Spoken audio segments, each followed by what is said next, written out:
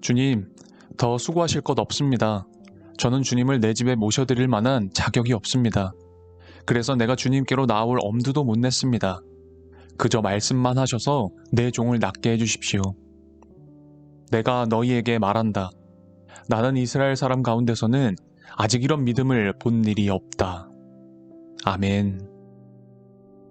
고대 시대의 종은 재산에 불과했습니다. 그런데 백부장은 종을 아끼고 소중한 존재로 보았죠. 어쩌면 일을 잘하는 종이라 그를 잃는 게 경제적인 면에서 손해였기 때문에 살리고자 했을 것이라 생각할 수도 있겠죠. 그러나 그게 아닌 것 같습니다.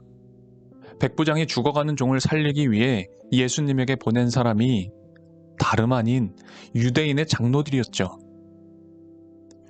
본문의 배경은 이스라엘이 로마의 식민지 생활을 할 때였습니다.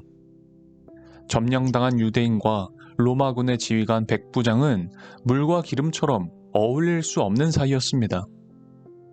게다가 유대인들이 개보다 못하게 여기는 이방인의 부탁, 그것도 하찮은 존재라고 여겨지는 종을 살려달라는 요청, 그것을 받아들였다는 것도 대단한 일인데, 심지어 장로들이 예수에게 백부장 종을 구해달라고 간절하게 간구했다는 것은 백부장은 우리가 생각하는 것처럼 포악하고 잔인한 군인과는 전혀 다른 인품의 사람임이 틀림없습니다.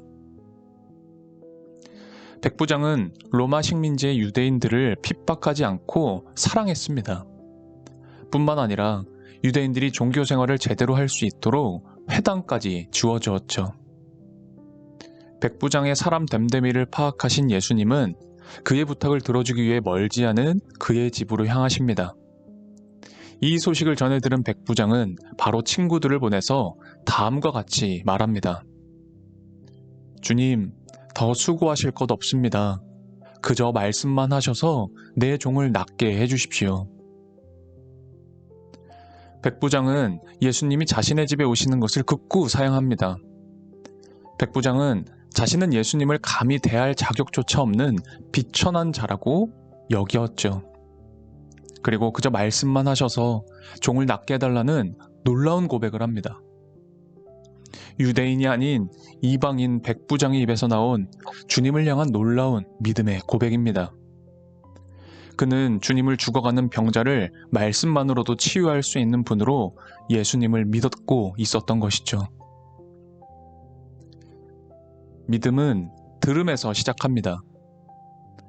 로마의 점령군 백부장은 이스라엘의 온갖 소식을 보고받고 있었습니다. 그러던 중 어느 날 갑자기 나타난 청년 예수의 소식을 보고받았습니다. 청년 예수가 회당을 돌아다니며 전한 말씀과 예수님께로 나온 많은 병자들이 치유되고 있다는 보고를 받았습니다. 그렇습니다. 믿음은 들음에서 시작하는 겁니다. 그런데 말씀을 듣는 것만으로 믿음이 성장하지는 않습니다. 믿음은 들음을 통해서 시작할 수 있지만 믿음은 주님께 자신을 온전히 의지해야만 비로소 성장하게 됩니다. 백부장의 신분과 시골 청년 예수의 신분은 큰 차이가 있습니다. 백전노장의 위풍당당한 백부장이 남루한 차림의 시골 청년 예수에게 주님이라고 존칭한 것도 놀라운데 계속해서 저는 주님을 내 집에 모셔드릴 만한 자격이 없다. 그래서 내가 주님께 나올 엄두도 못 냈다 하며 주님 앞에 자신을 낮추고 주님을 온전히 의지했습니다. 예수님은 백부장의 믿음을 놀랍게 여기시고 이스라엘 중에서 이만한 믿음을 보지 못했다 하시며 백부장의 간구대로 말씀만으로 죽어가는 종을 치유해 주셨습니다. 백부장이 어떤 과정을 통해 유대인을 선대하고 회당을 지어줄 정도로 유대교에 관심을 갖게 되었는지, 그리고 예수님이 놀랍게 여기실 정도의 굳건한 믿음의 소유자가 되었는지 성경은 직접적으로 말하지 않고 있습니다. 다만 우리가 본문을 통해 알 수 있는 것은 그가 자비로운 사람이었다는 사실입니다. 예수님이 백부장을 만나러 오시기 전 바로 이런 말씀을 전하셨습니다. 너희의 아버지께서 자비로우신 것 같이 너희도 자비로운 사람이 되어라. 너희의 원수를 사랑하여라. 아멘. 이스라엘을 점령한 로마군을 유대인들은 원수로 생각하고 적대감을 표출했지만 로마의 백부장은 자신을 미워하고 저주하는 유대인들을 폭력적으로 억압하지 않고 그들의 믿음과 종교, 문화를 존중하고 그들에게 회당까지 지어줄 정도로 자비로운 사람이었습니다. 또한 짐승과 동일하게 취급하던 노예를 사랑으로 품고 죽어가는 종을 살리려고 예수님에게 자신을 한없이 낮춘 자비한 인품의 소유자였죠.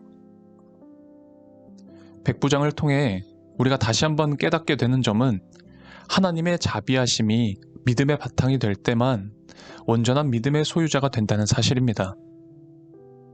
다시 말하면 하나님을 믿는 사람의 삶 속에 자비함이 없다면 온전한 믿음의 모습이 아닐 겁니다. 오늘 이 말씀 안에서 우리도 주님의 자비하심을 구하며 우리에게 주어진 하루를 믿음으로 살아갈 수 있기 바랍니다. 주님, 우리에게 찾아오는 수많은 난관이 있을지라도 주님의 자비하심을 구하며 믿음으로 살아가게 해주십시오. 백부장의 믿음처럼 우리도 그런 믿음으로 살고 싶습니다. 간절하게 바라며 기도하는 모든 이들에게 종이 나았다 하는 말씀이 이루어지도록 우리 삶에 은총을 베풀어 주십시오. 예수 그리스도의 이름으로 기도합니다. 아멘.